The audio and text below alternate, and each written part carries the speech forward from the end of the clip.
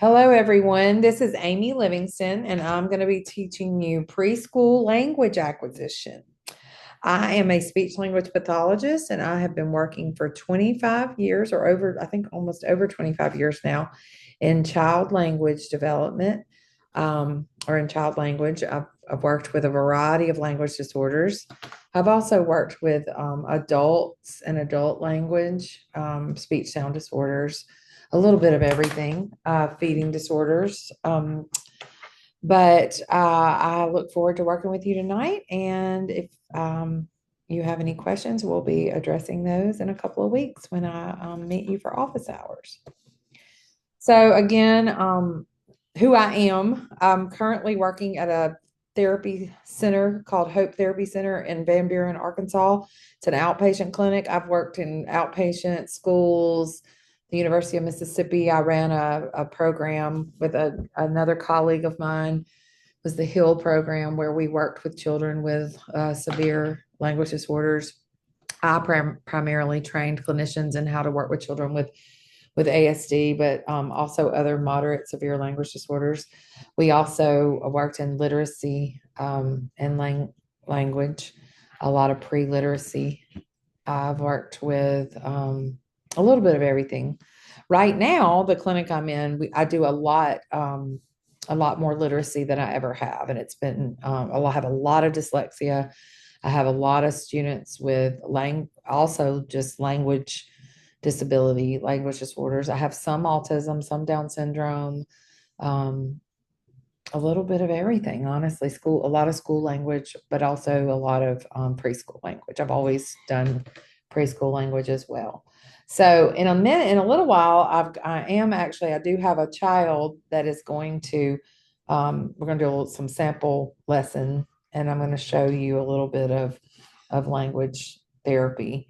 But right now we're going to go forward and use the resource that I'm going to be using through this whole session. I'm going to tell you a little bit about that resource.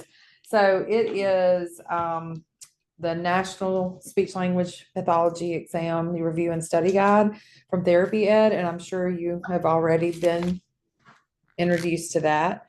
It's Alex Johnson and Gregory Loff, and it is a great guide for you all for studying for the praxis. And I really like the way the chapters are set up. I have taught a good bit undergrad level, and I've done guest lecturing grad level, and I've done a lot of mentoring of grad students and clinical fellows. But I like the way this book is laid out, and the way it puts everything in, just kind of lumps it together pretty succinct. So little succinct messages to you. So that's what I'm going to try to teach in. Okay, so the first thing we're going to start with, and if you'll follow in your book, I'm on chapter 4, which is on language. And if you look at the very first part, it talks about how language is broken up into content, form, and use. And we know a few things about language. We know that language is rule governed. We know that it is, there's symbols and parameters in language. We know that language, we use learning and language interaction. There's cognitive component, there's psychosocial component, there's environmental factors. We know there's receptive and expressive language. These are all things that we know about language.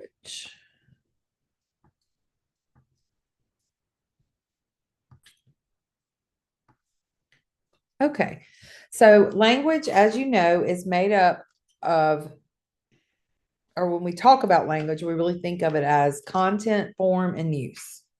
And content, we're talking about semantics. Form, we're talking about syntax, phonology, and morphology. And use, we're talking about pragmatics. And when I was in grad school, we didn't talk about pragmatics first. We really would talk about pragmatics almost last.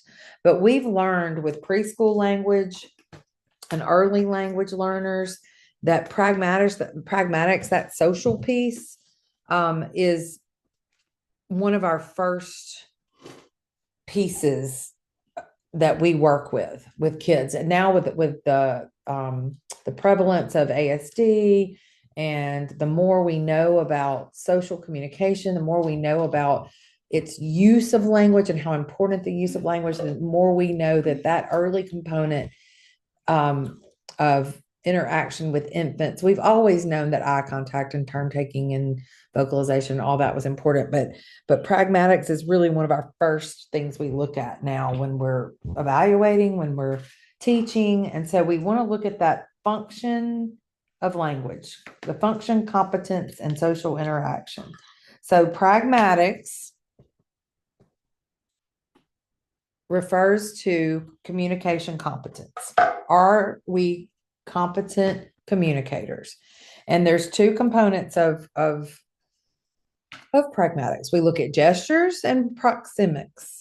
So gesture has to do with pointing and signing, and proxemics is how, where we are. Are we on the phone? Are we texting? Are we close to each other? Or, where are we? So those two things are very important in how we look at language, how we understand language. So we look at the space, and then we look at gesture. That's one of our first indicators of what we know. So gestures are not only hand gestures, it's our body, it's our face, it's movement. That's kind of how I look at it. Our nonverbal stuff, So we're going to look at, and these are just, I'm just kind of reviewing some things in this chapter. You can go back and read this chapter 4 yourself. And then in 2 weeks, when I have my office hours, I will give you some case studies and ask you some questions from this lecture and from this chapter. So our stages of pragmatic development are perlocutionary, illocutionary, and locutionary. So perlocutionary is that early birth to 8 months. It's those vegetative burps and coughs and those behaviors that just are just reflexive. And then we go into illocutionary, which is 8 to 12 months, and that's gesture and vocalization, but no words. So this is when the baby starts touching the arm or making eye contact or pointing to objects. They start using sounds with some purpose. Gestures always, this is typical developing. I'm talking about typical developing here, but gestures always precede words. So gestures are first. So we get pointing. We should have pointing. We should have tugging on the leg or pointing or pushing on the arm or whatever. Those kind of things are first. Then the locutionary stage, which is 12 months to the lifespan. And this is when we start really using true words. And then, of course, gesture and nonverbal behaviors are integrated in with real true words and spoken language. So if you look at communicative behaviors, we know that nonverbal, which is your eye contact and your proxemics, which you talked about, all of that kind of comes first. Then you've got your intention expressed, which comes through spoken, and then nonverbal mixed in there with it. Then you've got discourse related, which is your back and forth communication, which I'm going to show you that right now with, I've got a school age kiddo that's going to show me some back and forth. So Eli, how old are you? 7. And what grade are you in? 2nd. Yep. And what are you working on right now? Well, what does that word say? Match the meaning. That's right. You're matching the meaning. So you're matching the meaning of these words with these sentences, right? Okay. All right. You go ahead and continue that. And I'm going to talk for a second and I'll come back to you.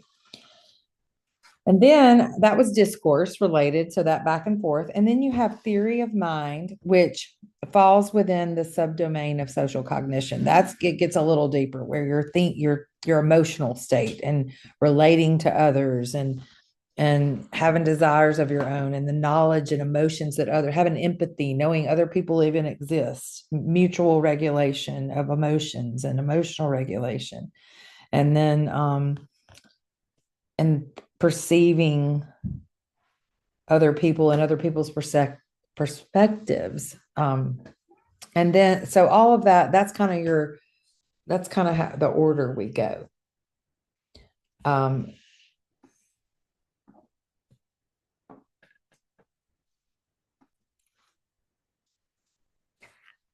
okay.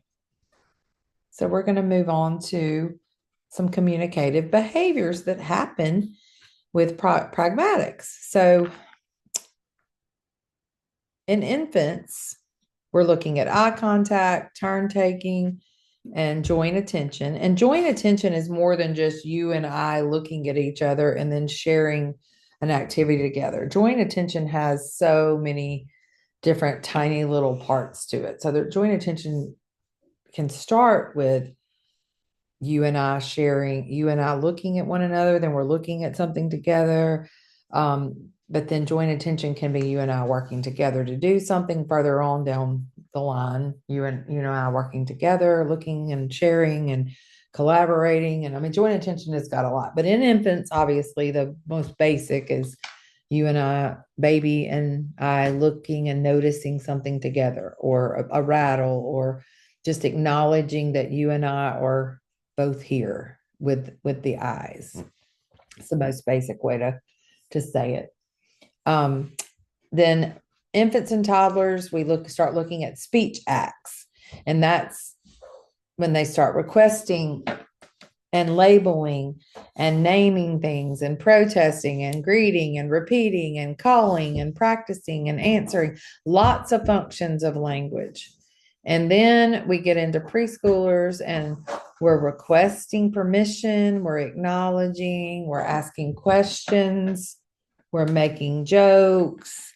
I have a student right now that comes in. I mean, he's an older student, but he comes in every day with a different joke. And so he's really learned how to make jokes. And so he's gotten to that level of development. So you can kind of follow when you're teaching language, and you start out with the basic, you should kind of, and if you have disordered language, you have to go back and get some of these skills, and then you have to come back up the ladder. And then of course, older students, discourse, which I showed you a while ago with Eli, and that's conversation or narratives. Tell them a story, like what you did yesterday, or procedures, just using longer linguistic units. Okay, so in your book, it talks to you about narratives. It talks to you about proto narratives. That's 2-year-olds kind of trying to tell stories, and then they get into longer stories. I want to make sure I didn't miss anything here. Some important things to remember are let me make sure I didn't pass this. If you looked back at pragmatics, on my pragmatic slide, I said that gestures, you need to know that it's typically developing. People should be pointing by 12 months or by 1 year of age. So that's important to remember. And then after the pointing at 12 months, there's sticking out the tongue and nodding the head. And these are all things that we ask parents when we're evaluating. And also we're watching children to see if they're typical developing, because all these things as they're should be, this is typical as they're coming along. And then first words, come at 1 year, and then we start putting 2 words together around 2 years.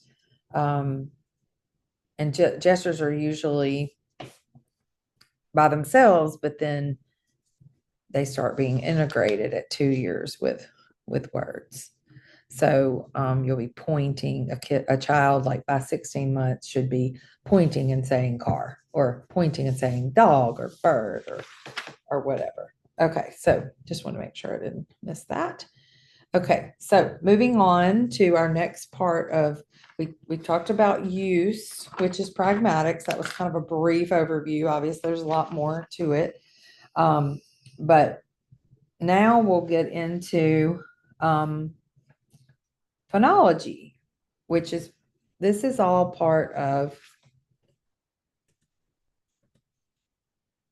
form, phonology, syntax, morphology. So we're going to talk about form for a minute.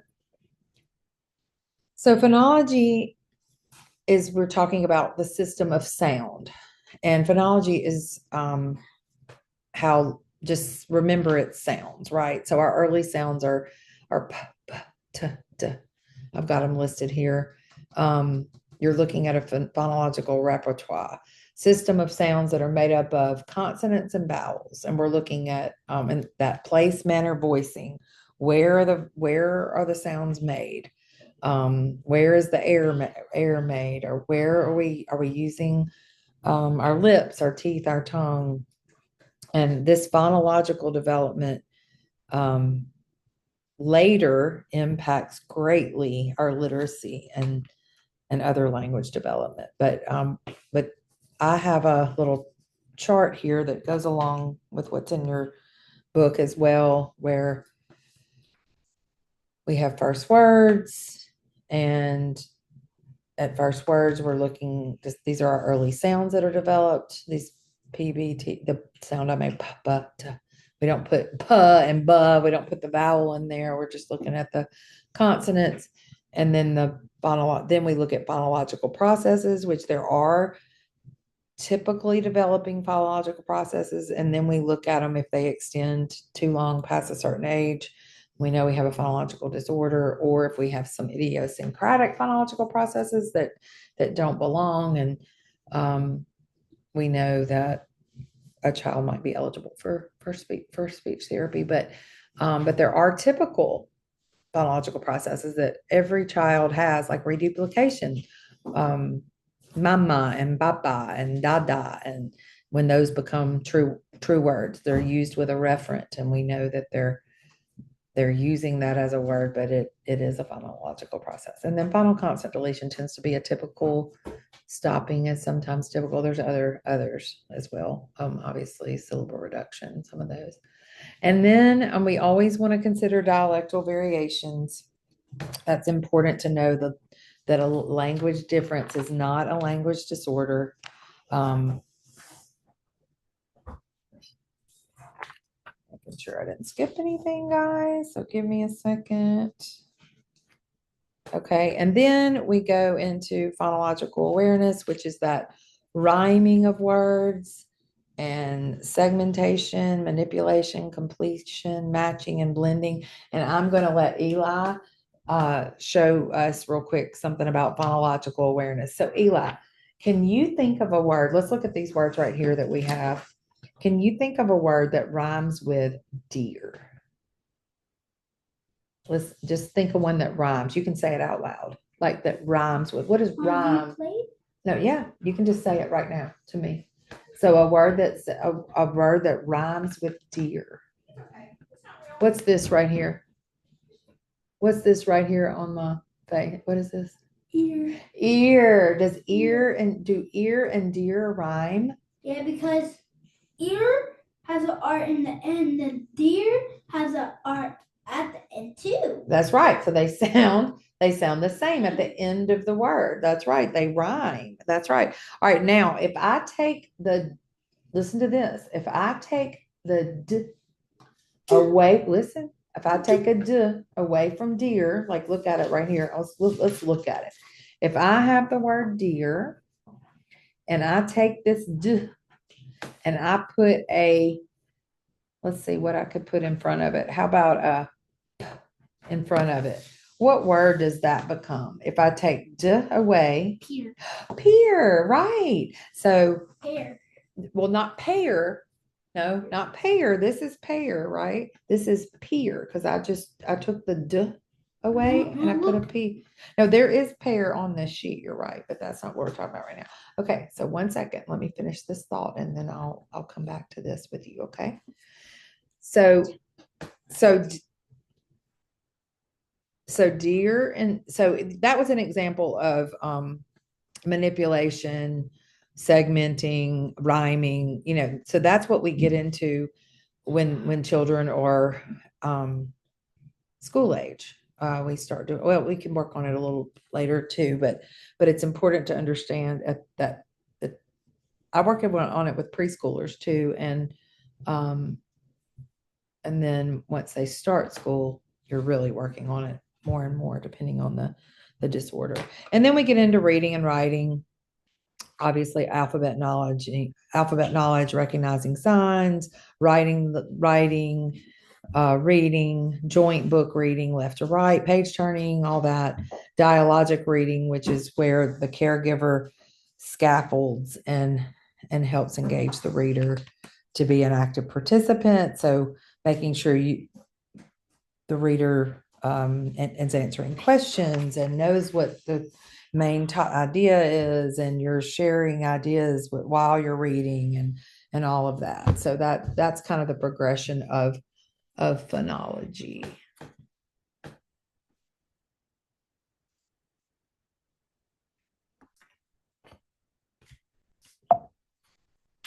Okay, so our next part of form of language is semantics. And I always say, like, if I'm just telling students or just trying to explain what semantics is, I always say semantics is just the meaning of words. It's vocabulary. And it's obviously a little more complex than that, but that is the basic. So it is meaning. So this is not part of form. So this is part of content. Semantics is only content. So this book skips around just a little bit and doesn't do form altogether. But it's good for you to know that you can always kind of interchange them. So semantics is meaning, and semantics is working on not only just basic vocabulary words, but that's when you start at the higher level, start looking at idioms and ambiguous language and metaphors and all that kind of stuff. Children store words that are long-term in their long-term semantic memory, and what we call that is your lexicon. So if you've got a really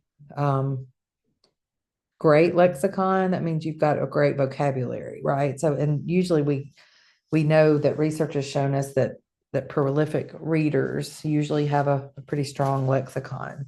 So we know reading increases vocabulary. Word learning encompasses mapping the word form or label, that representation. We have a semantic representation and a grammatical specification, and that's how we get the knowledge of that word. And so that's part of the semantic learning. So word learning is gradual. It starts with a process called fast mapping, which is kind of a sketch of the word. Like if you see a word you've never seen before, like if you saw a while ago with Eli, he had seen the word peer before, but he may not know what it means. But actually, I'd not. You did know what it meant? Peer? What does peer mean?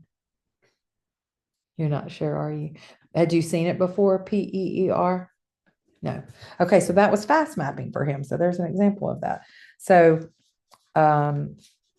so it happens when the initial association or link between the word label and meaning is made and stored in memory. So we call that quick incidental learning. Also refers to the fast mapping process, but reflects the more naturally occurring word learning situations. And then slow mapping refers to learning that occurs during protracted period of word learning after you've got that fast mapping. So it's that. So first we see it, We know what it is. We kind of know.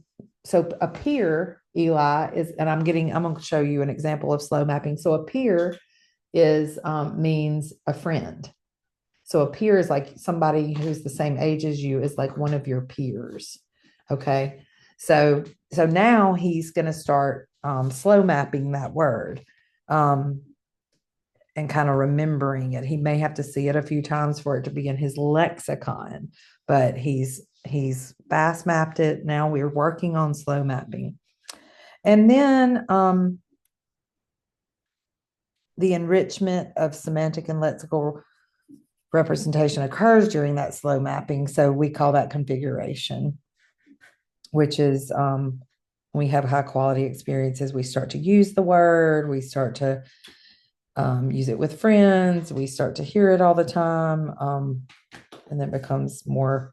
I was trying to think of one that, like, right now, like kids in this Gen Alpha have all these new words they're using, and then we have some Gen Z vocabulary, and I'm Gen X, so we had some vocabulary that we all fast mapped, and then it became part of our lexicon because we used it over and over again. I'm trying to think of a couple that they're not even real words. What skippity or whatever, skibippity or whatever that word is, that I don't even know what it means. But that can become part of your lexicon. There are words that were not words when I was a child, and they are now real words and true words. So that still happens. We still create new words in the overall lexicon as well. So nouns are easily learned than any other word. They're like your most basic. And verbs take more exposure to learn than nouns. They're a little bit harder. An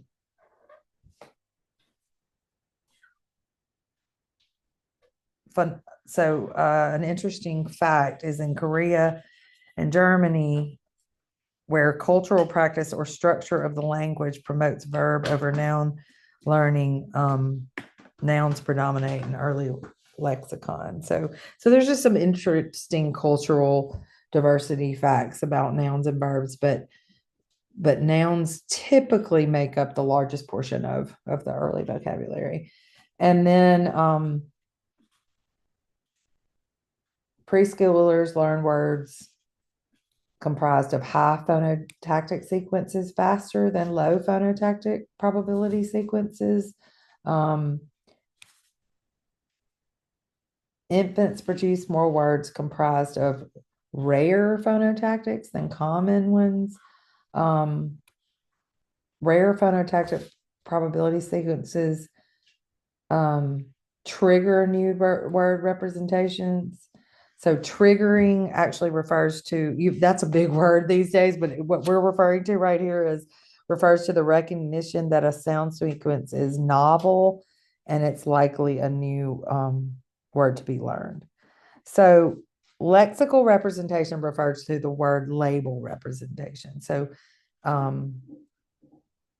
neighborhood density of a word refers to the number of possible words. So like if we've got the word neighborhood, then we've got neighbors, or what else could come from neighborhood? Neighbor, or for example, the word cat has several words that are related to it, like sat, pat, cab, coat, cute, can. So those are even considered part of their neighborhood. So I was using neighborhood literally and figuratively here, which is all part of semantics as well. So it can get, I hope that didn't trick you, but it can get tricky. But language is fascinating and it's interesting, and there's so much to learn about it. So children learn more words that are short and from dense, I'm using air quotes, neighborhoods, because I'm using it figuratively, with many quote neighbors than long words from sparse neighborhoods. So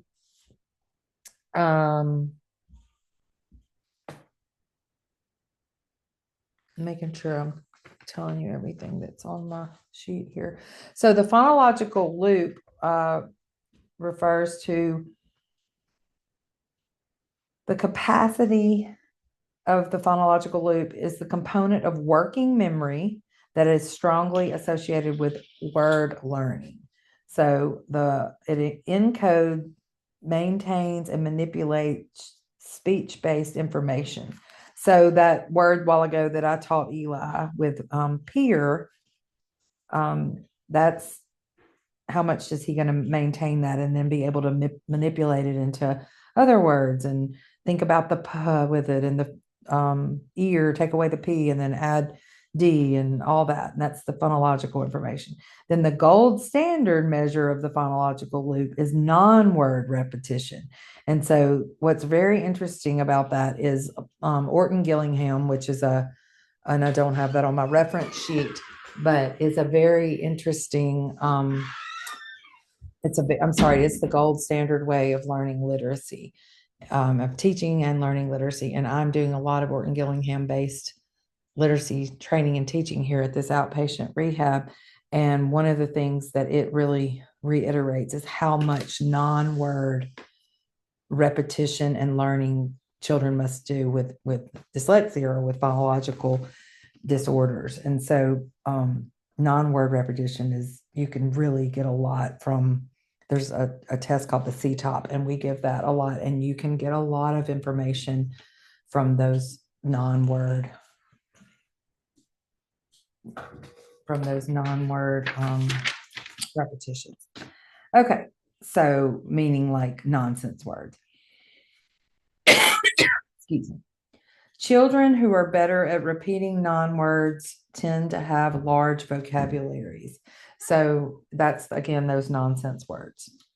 That is just a major predictor of your phonological ability, and your phonotactic ability to manipulate these sounds and put them together and make them into words. Let me see what else we've got on here. Okay. Retrieval errors. So what that means, I don't really have that on the slide, but in your book, you'll see it talks a little bit about retrieval errors. And all that means is like words that are fast mapped are infrequently encountered. Like you don't hear it a lot, you don't see it a lot. I still do this with some words. I don't, we all do. We'll try to read a word or say a word and we say it the wrong way. So or we might try to pull it up. We're saying something in a story, or we're telling somebody something, and we say the wrong word. So, for example, we might say millipede instead of millisecond, or elevator instead of escalator. And there's a lot of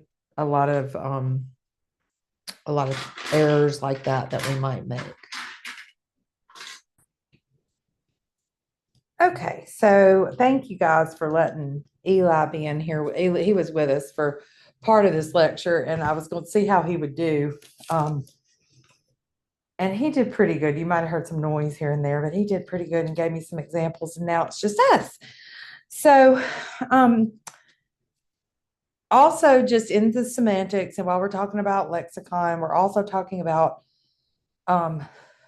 meaning of all words, not just nouns, right? So we've got verbs, relational terms, double function words. So that's like multiple meaning words. Like you saw a while ago. Well, I don't know if you heard Eli and I talking about this, but we were talking about, well, he thought we were talking about pure and we were talking about pear, but we were talking about deer and deer. So we have a deer, like at the beginning of a letter, and then we have a deer, like the animal, a deer, so multiple meaning. Eli is school age, so he is out of the age where we're talking about right now, but I still think it's important for you guys to see where we're headed. We start, when we're talking about preschool language, and then eventually you're getting to where you're at school age language, which is important to see kind of where we're going. So this is language acquisition, so it is important to know what happens when we acquire it all the way up into school age or even on into the lifespan. So looking at verbs, at approximately 24 months, which is 2 years, children start getting more and more verbs. Um, After 24 months, they in their lexicon should include more prepositions, relational terms, interrogatives, temporal, when, before, big, little, physical relationships, kinship, parent, son, aunt, all different variety of word classes, double function words, multiple mean, what we also call multiple meaning words.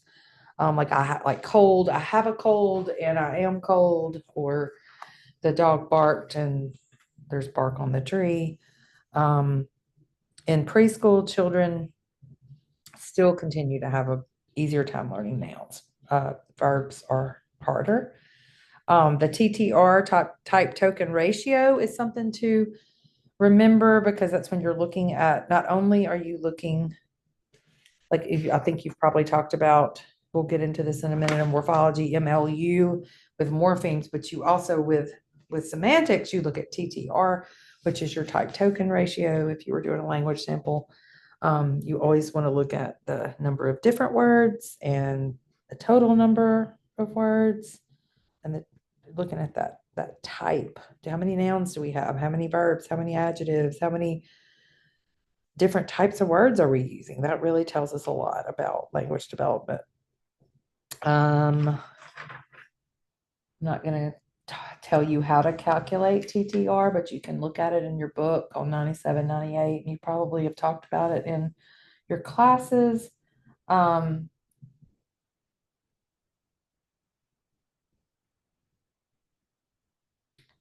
there is a test. I was just looking to see if there's a test called the expressive one word test, or there's an expressive language test, and there's a I don't it's not the best measure of overall language, but it is a good measure of semantics only, or looking at just vocabulary. So if you wanted to know just vocabulary, you could give that test to look at that. We always want to consider biological and environmental factors. So we no longer use the term mother ease or parent ease. We use caregiver ease, which refers to that modifications made in the adult speech when they're talking to a child, like the tone. So it's shorter. It's like, look up, see mommy, oh baby, that kind of stuff. It's exaggerated stress. It's wider range of intonation. Um, it's not used in the set to the same extent in all cultures. And we baby go. Oh, look. That intonation we tend to use, especially in the South. I think I'm a Southern girl, and we'll use that a lot, I think. But you don't see it in all cultures, all dialects. So that's an important thing to consider. Um, but it is an environmental factor. Young children do attend to that caregiver ease. There's a lot of research based on that language development and the attention that they're paying to that caregiver as they're talking to them, um, in this tone, or this modification of adult speech. There are things that negatively impact language development, socioeconomic status, chronic ear infections, maybe like a motor speech disorder. I've seen lots of children with childhood dyspraxia of speech really early. Those motor disorders can really impact language development. Television and internet and international adoption impacts it. There's a lot of course, phones now and media and internet, devices, that kind of stuff can be a negative impact for sure. Young children do attend and use other salient social cues by caregivers to learn words. They use pointing and eye gaze and labeling, especially if parents are actively engaging. Um, Children come out of the womb prepared, not prepared, but they're equipped with these innate skills to actually learn language, learn words. And bootstrapping refers to the use of the language to infer meaning of words that they don't know. So we have this thing where we can just learn innately learn words by attaching it to our already innate word structure that we might have. So there's something called syntactic bootstrapping, which is when children use like a morphosyntactic structure that they know to infer a word. So, for example, let's say gorp is the noun, and a child starts saying gorping, and it's not even a word, but they just start using it that way. Early word learning biases make word learning efficient. They help children determine what referent is being labeled. There's a principle of reference, there's novel name and nameless category, there's principle of mutual exclusivity, whole object bias. There's a lot of biases that I would look at on page 98 that I'm not going to get into all of them, but that can impact environmental factors. And there are some that you should probably familiarize yourself with some of that, or just to kind of know that there are different biases. Late talkers, those are toddlers who do, that's just, you need to know about late talkers. It's a real thing. And I see it in every book I've ever taught from, but, and it's research based, toddler, and I see it in in my practice. But toddlers who do not meet early word learning milestones in a timely manner are referred to as late talkers. And this is defined by less than 50 words and then no 2-word combinations by 24 months. So that, again, you have your first words by 1 year and you have start putting 2 words together 2 years. Late talkers are can also be referred to as late language emergence, like LLE, which I've got right here on my slide. They are not diagnostic categories, but they are ways to characterize the language. So 3 to 4 toddlers out of every 5 who have a very small vocabulary, which is less than 10%, outgrow their early language delay. So they're just late bloomers. So we wouldn't really consider them disordered. 1 to 2 toddlers persist in their language delay beyond the preschool years. So toddlers who persist in their language delay are diagnosed as having a developmental language disorder or a language disorder. So the 2 most reliable factors to predict whether or not a child will show late emergence is genetic predisposition. More boys than girls tend to be late talkers. So a lot of times if we're diagnosing with other speech language pathologists, we look at the factors of, oh, he's a boy, or, if parents are trying to decide if he should get speech therapy or not. There's several things we look at, the environmental factors, and is he truly disordered? Is he language delay? So there's a lot you look at when you're giving this, the standardized testing and all the different things, but you're also looking at these environmental factors as well. Okay, so next we're going to look at morphology, which is part of, do you all remember? Of course you do. It is part of content. So, whoops. I don't know if it's going to let me go. Whoops, I went too far. Sorry, guys. I'm sorry, part of form. Glad I went back. Okay, Miss Amy. Okay, that's my speech name, Miss Amy. Miss Amy is tired. She has seen probably 10 to 12 kids today, but that's what I do. I love teaching. It's probably one of my favorite things to do. And I like using the examples of what I'm actually doing in my practice to teach you all. And I hope it is helpful. But again, sorry about that. So we've talked about phonology, which is part of form, and now we're going to morphology and syntax. We've talked about obviously semantics and pragmatics. So let's go back to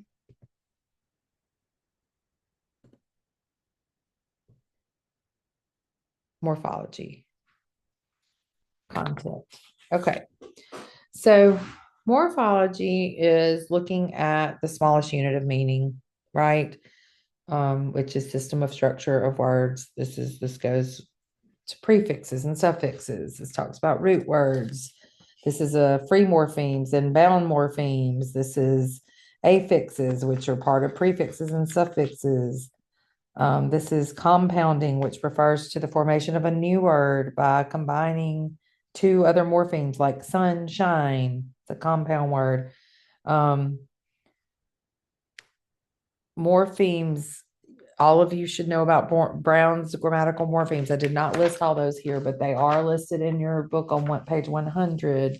I do like these. I always like to have a copy of this table somewhere, and the age of acquisition of these grammatical morphemes, which is three to. It's got 3 to early years, 3 to 5, when you should have present progressive and prepositions and um, irregular and regular verbs and all the copulas and all the things.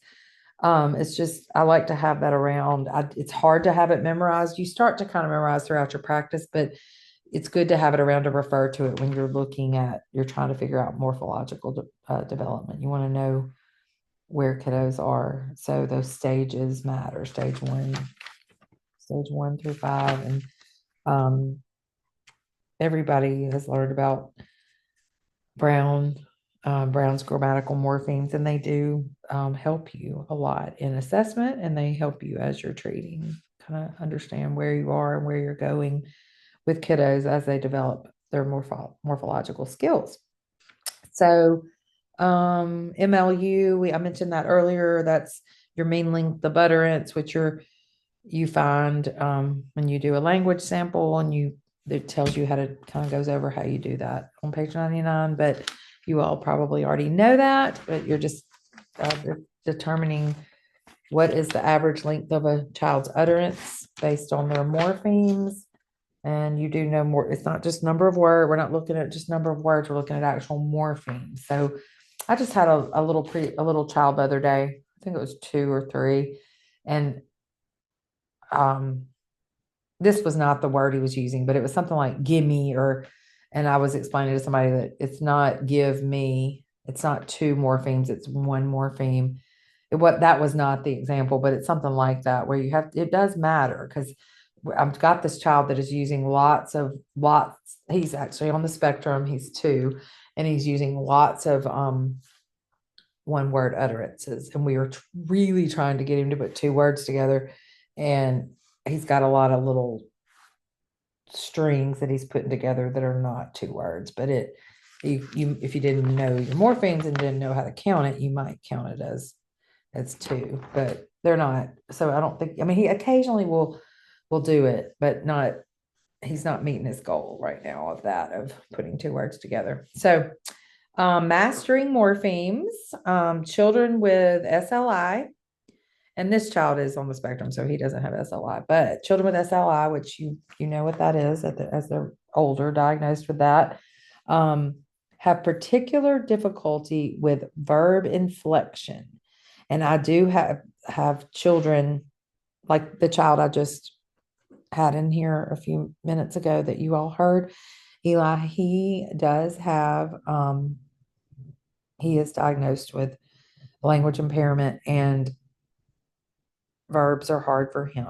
That's one of his goals, to have, I don't know, I think 25 new verbs, 80% of or something like that. But we're always working on verbs with him and understanding the different tenses of verbs and and putting them in sentences.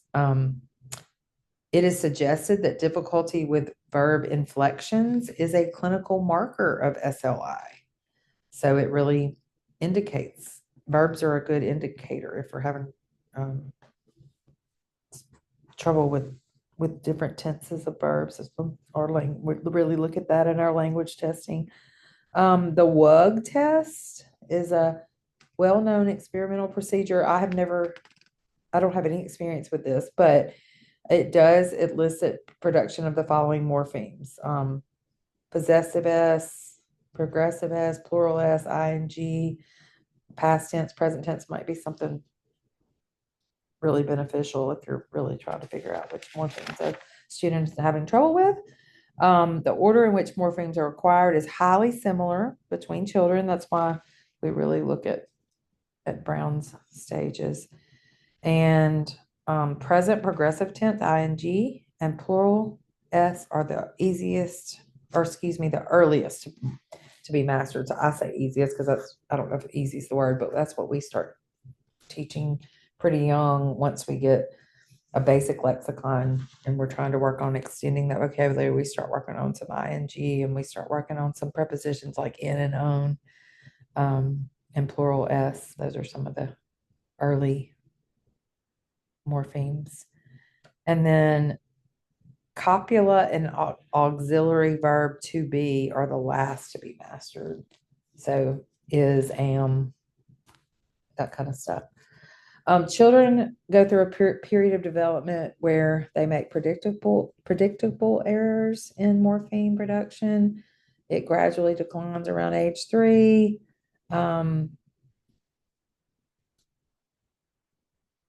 Children with SLI tend to have fewer verb tense errors. Those that are in Italian or Spanish or rich inflectional languages tend to have fewer verb errors than those in American English. It's interesting. There's a lot of some cultural variations. It's important to kind of be aware of. And then there's the overgeneralization of past tense ed to regular verbs. Oops. Sorry about that. Runned instead of run and that kind of thing. Saying mouses instead of mice. That tends to be a common morphological error. Okay. So we're moving on.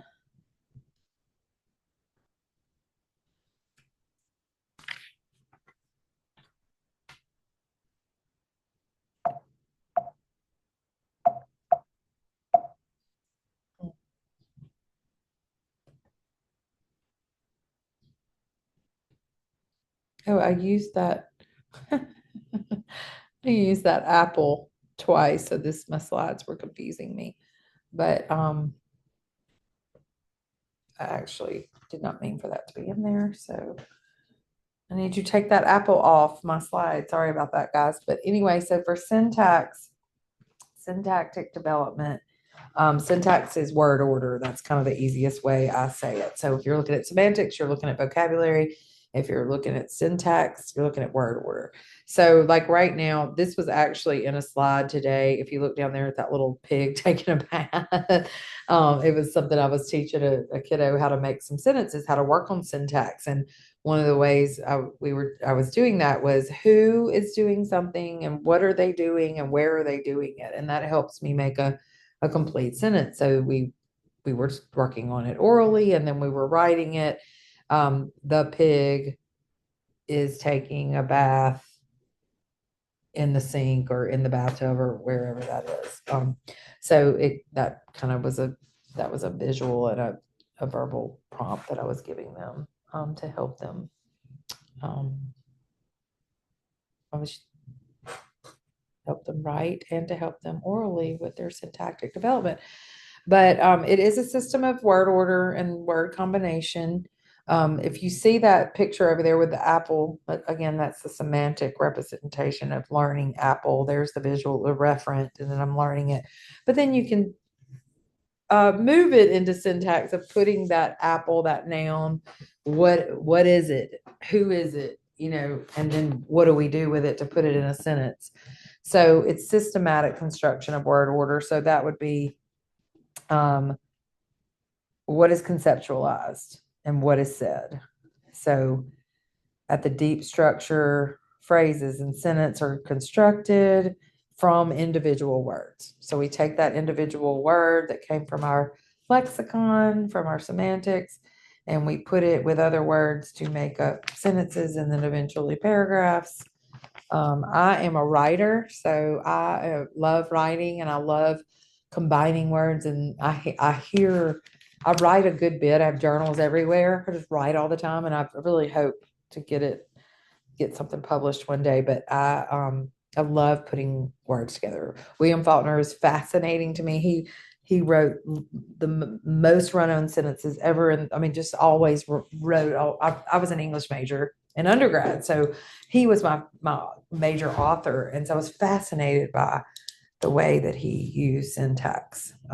Very incorrect grammar, but fascinating, like the way he used language, and it did make sense. You just have to really delve into it, and yeah, he had probably some pharmaceutical intervention on some of that writing, but it made him very creative and informational, and very interesting to study. But again, I am from Mississippi, and that is where Faulkner flourishes, I guess. We love him there. Anyway, back to syntax. So think of word order, think of lots of words and sentences, think of different ways we write sentences.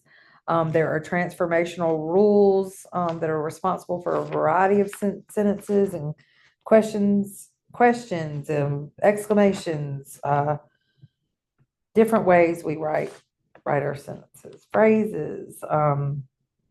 Think of complex and compound sentences. Um, a universal feature of early word combinations when kiddos are learning language is that a small set of semantic relations are expressed with a consistent word order. So, for example, agent plus action, mommy eat, and action plus object, um, you know, eat object, and cookie table, entity plus location. So there's some pretty common word order um, that we get from Brown stages also, that kind of tells us what those word order is. Um, and so it helps us, especially in if you're kind of trying to figure out, if a child is disordered and where you should be working on in therapy for goal writing. It's good to look at those too. So Brown's kind of tells you morpheme, but also syntax because of that word order. And then grammatical development in toddlers is closely tied to vocabulary development. So that I think that's why in the book they do put syntax and semantics together. They're kind of putting, because those are developed kind of together, and they even though it's two different parts of language, content and form, they do overlap and work together. So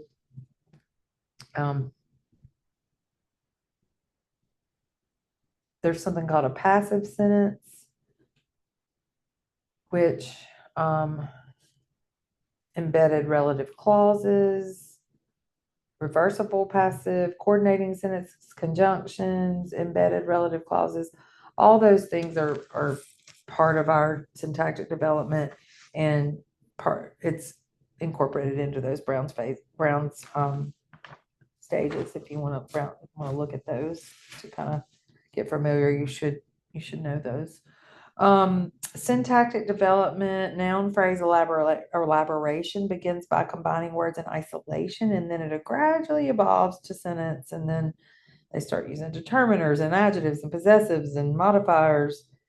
And then verb phrase elaboration occurs throughout the development of verb tense and agreement morphemes, the use of auxiliary verbs and particles and gerunds and all that. And then I mentioned this a while ago when I think I said, did I use the word Ghana, or instead of going to. No, I did something similar to that, to the Ghana. I don't think I used Ghana, but Ghana and wanna and all those semi-infinitives are used before we get to want to and going to. And so we kind of consider them one morpheme because it's a simple or simplifying language before it becomes a true infinitive of want to and going to. And we start children as they're developing start expanding to interrogatives, imperatives, negatives, um, subject, verb, object, declaratives emerge by 30 months. So that's what I was kind of doing in this sentence, in this picture with this little baby pig is kind of a subject, verb, object, declarative sentence. What, where, who questions are first in your interrogatives, and then we get into why and how and when. But what we know that what, where, and who are kind of our easier ones. There's some research on which ones specifically, like some people say work on where first, some say work on who first, some say work on what. I typically do what, where, who kind of together. I kind of start with where and then do some what and go to who and then eventually when, why, how. Imperatives appear between 2 and 3. Negative sentences evolve from just the use of the word no. So no starts pretty early, pretty young. It's one of our first, one of our early language uses. And then we start to expand on no cat, no mama.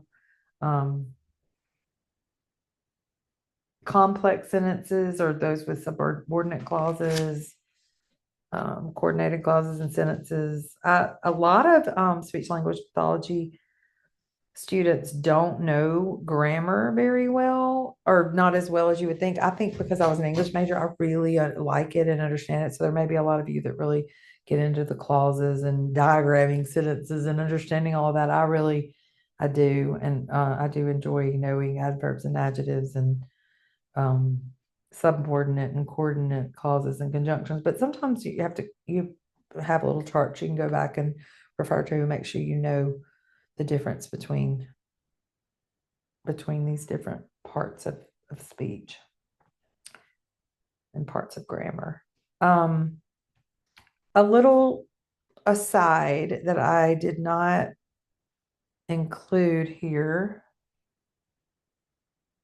is language comprehension.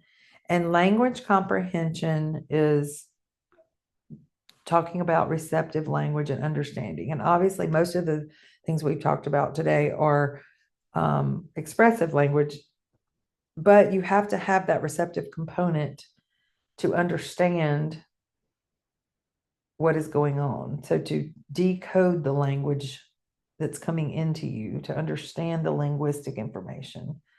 So infants first rely on non-linguistic information or context that accompanies the verbal message. So whether a picture or the caregiver or what the caregiver is saying or what's around them in the environment.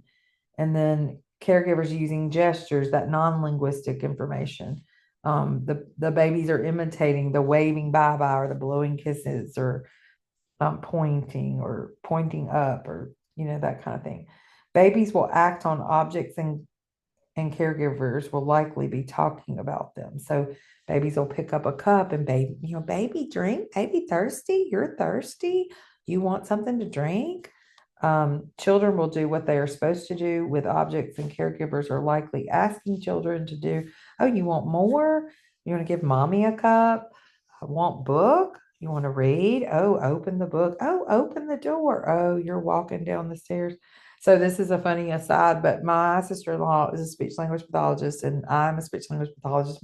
Mom was a speech therapist, and then that was back before you got your master's, but her master's was in special education.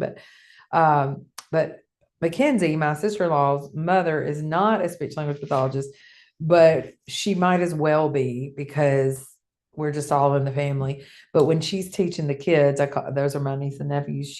They're all under, they're getting older now, but I call them the babies, but the youngest is 3, but that she is always, we're just amazed by the way she teaches them language. Like, do you want more?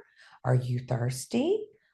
You want up? Are you changing your shoes? She's doing all the things you do to teach language. But the children do, as they're typically developing, which we have thought at different times, our 3, or I call them our 3, my niece and nephew. I don't have children, so they're mine. They're my babies.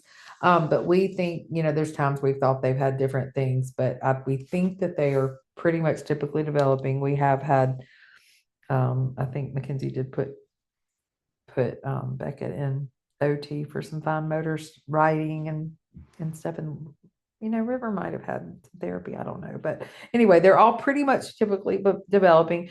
But the baby, I think his language is coming right along, but they do respond to the caregivers, what we say and what we do and how we're doing it. And so asking a child to put the ball in the bucket is not a good test of receptive language, because the child may be relying on a real world knowledge of what balls and buckets do.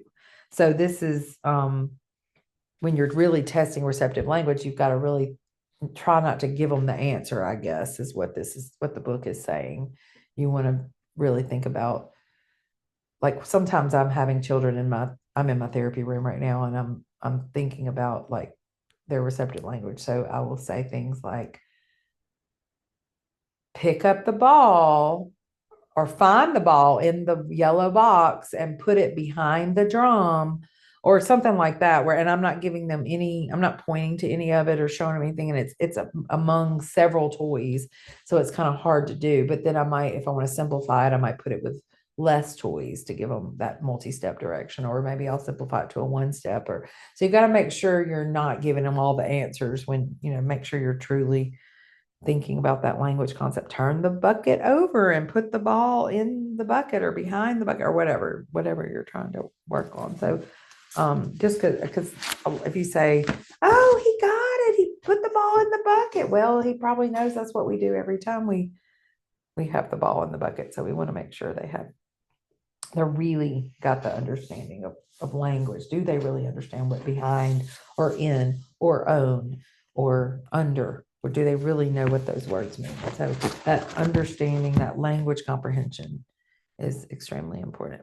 Okay, moving we're right at the end here, right into cognitive development. So language comprehension, understanding, moving deeper into the underpinnings of cognition, which are thinking. Cognition is our thinking, right? So we're looking at working memory. We're looking at that phonological loop of processing phonological information, visuospatial processing.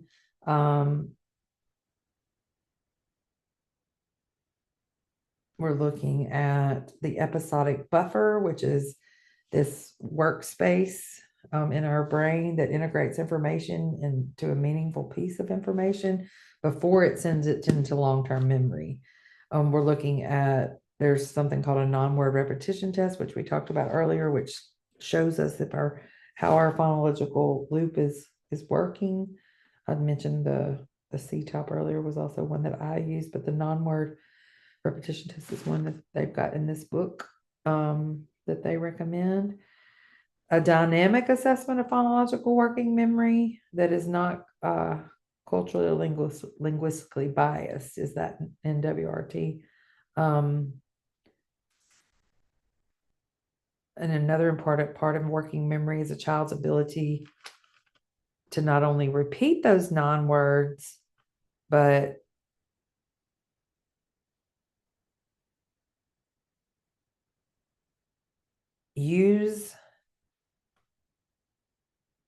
they will typically have a larger vocabulary if they're able to repeat longer, more linguistically involved non-words. But if that's like a good predictor of that. Children with a smaller vocabulary are going to not be able to to repeat those non-words as easy. And then we're looking at also another important thing to look at is long-term memory.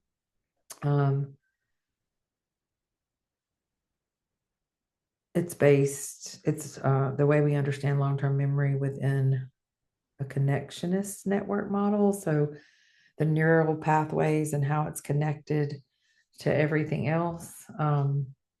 Connections within and between representations allow for spreading that neural activation. Inhibition refers to the spreading of unrelated representation that are not being recalled. So we're not remembering stuff. I'm starting to have some long-term memory recall. I'm in my 50s now, so I'm just starting to like notice that more and more. I've had my parents pass away, some trauma, some things happen in my life. So that now I don't know. I feel like that's impacted also just life in general. But my long-term memory is not as good as it used to be. It's still pretty good, but it's not. I'm definitely forgetting. Oh wait, when did that happen? Or did I actually do that, or did I just think I did that, and things like that? Which my friends and I we laugh. My college friends we laugh about that all the time. Information recall from memory is determined by the activation weights of nodes and connections between them. So, which are the frequency of the experience and the quality of the exposure. So, we used to talk some things you talk about all the time, all the time, all the time. Those memories are going to come up more than other things like you hadn't thought of in a really long time. They tend to, not be pulled up. So then you don't remember them as much. My mom had a stroke before she passed away about 3 years ago. And I learned a lot about memory then. She had real poor short term, but long term was really impressive.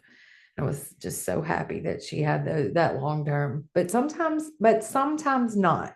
She would forget sometimes that daddy had died and things like that were kind of hard. But sometimes the brain is just so fascinating. Sometimes that long-term memory but she would remember most everything, most everything she got, but then sometimes it would be affected. So the quality of the exposure, the frequency of the experience impact that long-term memory.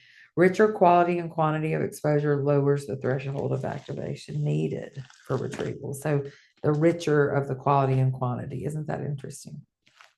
So Piaget, as you know, has the periods of cognitive development, which are sensory, motor, pre-operational, concrete, and formal. Review that. I would look over that. That goes from that reflective schemes, the reflexive schemes that are eventually develop into volitional and purposeful. And then the pre-operational, which is 2 years to 7, and then concrete 7 years to 11, and then the formal stage, which is when you start getting into abstract thinking as a teenager. And the mechanism of learning also is a Piaget concept. Children learn by interacting with the environment and other people. Adaptation equals assimilation plus accommodation. We incorporate new stimuli into existing, and then accommodation are our new representations. And then last but not least is play. And I don't really have these in order, but play is just so important. It is the vehicle for child learning, executive functioning and regulation are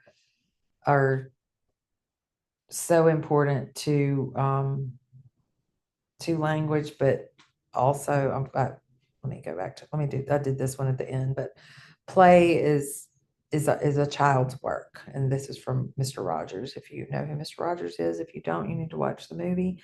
But children's play reflects what they know and have represented in their mind. Sometimes I'll just have children pretend play in their therapy session and just really listen to them, let them come up with their own things. Today, one child was making alligator, these are my pre-K kids, I wanted him to make me some food, and he was making me alligator soup because he wanted to play with sea creatures. And we started, just so funny to listen to all the creativity and what all they come up with. And then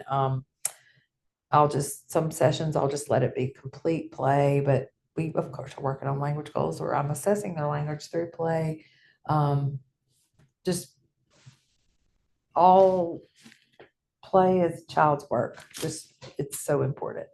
And that sensory motor play, the pre-operational play, the cognitive support it provides for language development. It reflects what they know and what is represented in their mind.